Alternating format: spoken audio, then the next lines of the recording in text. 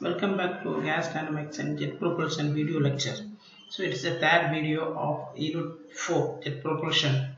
The topic name is turbofan engine.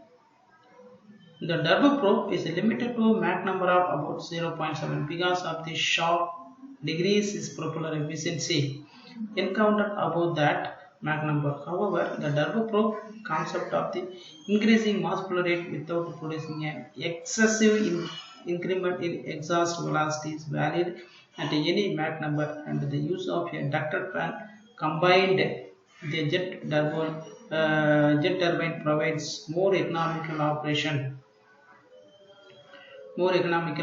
at a Mach number close to unity than does the simple jet turbine. If a duct or strut is placed around a jet engine and is pumped through the annular passage by means of one or more sets of compressor plates, the resulting engine is called a turbofan and is capable of producing under proper condition somewhat better thrust specific fuel consumption characteristic than the turbojet itself. Basically, the air passing through the fan bypasses the combustion process but has energy added to it by compressor fan so that a seizable mass flow can be submitted through the fan. The air which bypasses the combustion process leaves the engine with a lower amount of internal energy and the lower exhaust speed than the jet exhaust. Yet the thrust is not decreased since the turbofan can pump more air per unit time than a conventional jet at a subsonic speed. Accordingly, the average exhaust velocity of the turbofan can be made smaller at a given flight speed than that of the comparable turbojet, and a greater efficiency can be obtained. In turbofan engine, the fan cannot be designed for all compressor ratio, which is efficient at all Mach numbers. Thus, the turbofan is efficient over a rather limited range of the speed. Within this speed range, however, it is improved cruise economy makes it a desirable unit for jet transport aircraft.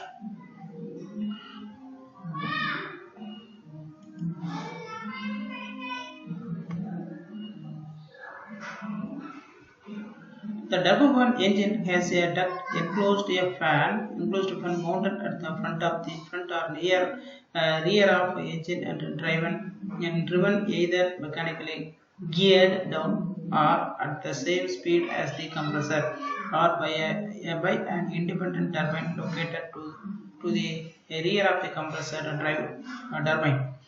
There are two methods of handling the fan air. Either the fan can exit separately from the primary engine air or it can be ducted back to mix with the primary engine air at the rear. If the fan air is ducted to the rear, the total fan pressure must be higher than the static pressure in the primary engine exhaust or air will not flow. Similarly, the static fan discharge pressure must be less than a total pressure. The primary engine exhaust or the turbine will not be able to extract the energy required to drive the compressor and fan. By closing down the area of the flow of the fan duct, the static pressure can be reduced and the dynamic pressure is increased. The efficiency of the fan engine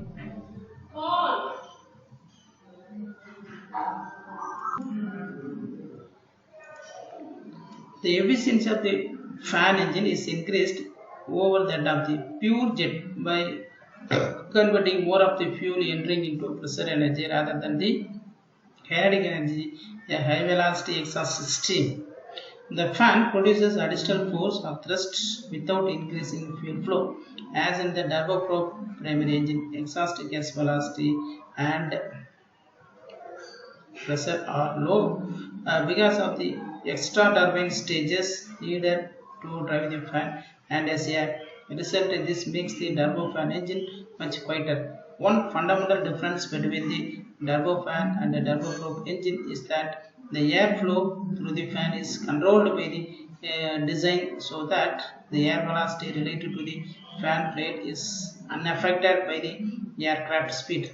This eliminates the loss in operational efficiency at a high airspeed, which limit the maximum airspeed of propeller driven aircraft. Fan engine shows a definite superiority over the pure jet engine at speeds below Mach 1.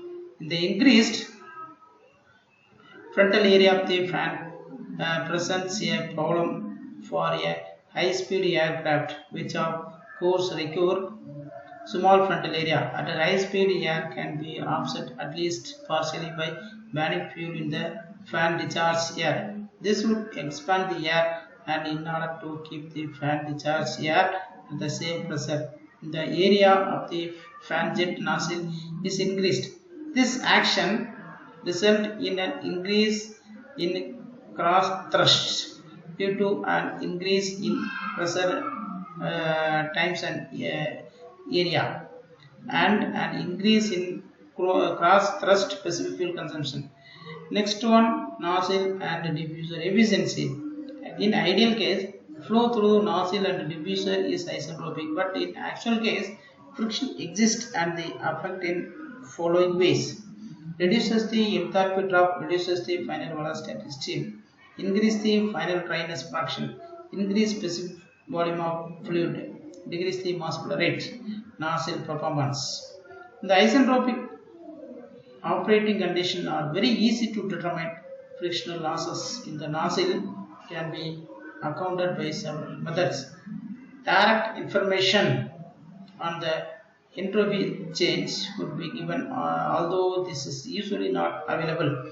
Sometimes equivalent information is provided in the form of the stagnation pressure ratio. Normally, nozzle performance is indicated by efficiency parameter defined as nozzle efficiency is equal to the ratio between actual change in kinetic energy and total change in kinetic energy. That is, nozzle efficiency is equal to delta Ke actual divided by delta Ke ideal. So finally, the nozzle efficiency equal to T0 minus TA divided by T0 minus TA. Okay, note, if the nozzle inlet is not stagnant, then the efficiency of the nozzle equal to T1 minus T2S divided by T1 minus T2I.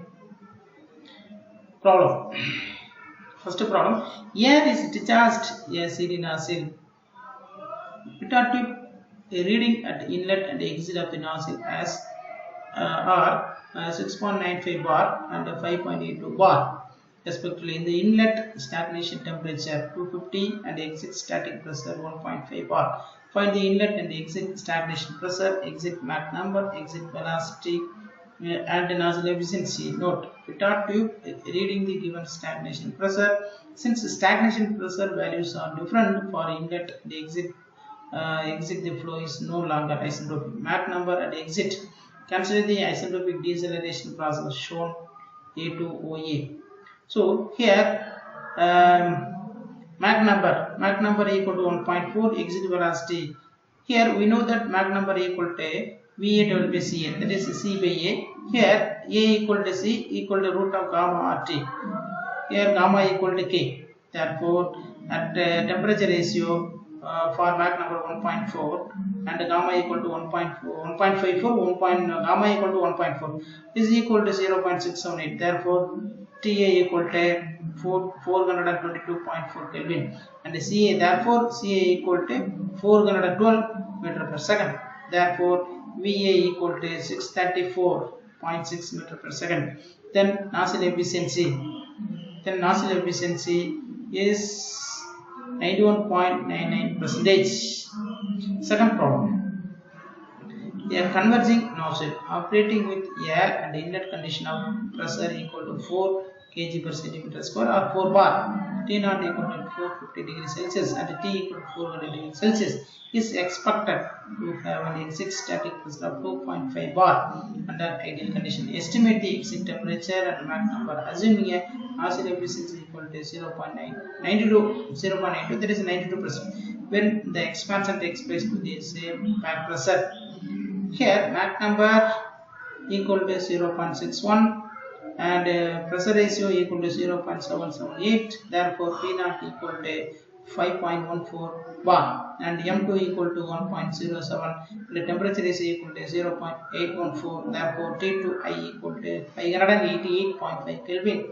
Therefore nozzle efficiency, from the nozzle efficiency formula we get the T2S equal to 595. Therefore M2 equal to Mach number M2 equal to 1.04. That problem: an aircraft flies at a speed of 520 km per hour at an altitude of 800 meters. The diameter of the propeller of the aircraft is 2.54 meters and the flight to jet speed ratio 0.74. Find the following ratio: rate of airflow through the propeller, thrust, specific thrust, specific impulse thrust, power. The given data: airspeed 520 km per hour, that is 144.44 meter per hour. Altitude z equal to 800 meter. Diameter 2.54. Effective speed ratio z equal to 0.74, where Cj jet speed or speed of the exit gases from the engine. Here solution: area of the propeller duct A equal to 5 d square, then A equal to 4.54 meter square. From the gas table at Z equal to 800 meter, we get the rho equal to 0.525 kg per meter cube. Then effective speed ratio. From the effective speed ratio formula, we get the Cj, that is velocity of the jet. Jet velocity 195.19 meter per second. Velocity of the airflow at the propeller C equal to 1 by 2 U plus Cj. Then C equal to 169.81 meter per second. Here we know that mass flow rate equal to, from the continued equation, rho Q equal to AC. Therefore m dot equal to rho AC. Therefore m dot, we found the m dot mass flow rate equal to 402.96 kg per meter second. We know that m dot equal to ma plus mf, that is summation of mass flow rate of the air and the mass flow rate of the fuel. Since mass flow rate of the fuel is not given, therefore let us take m dot equal to m dot e. Therefore mass flow rate of the air equal to 402.96 kg per second. Thrust produced, we know the formula: F equal to m dot a Cj minus u. Therefore F equal to 20.45 kilonewton. Then specific thrust F Sp equal to F divided by m dot. Therefore specific thrust F Sp equal to 50.75 Newton per kg per second. Then specific impulse equal to F divided by W equal to mg. Therefore specific impulse equal to 5.17 second. Then thrust power P equal to thrust into flight speed Cj. Then thrust power equal to 2.95 megawatt. Okay. Then the tutorial problem. Okay. There are 5 tutorial problems. You have to done. Thank you.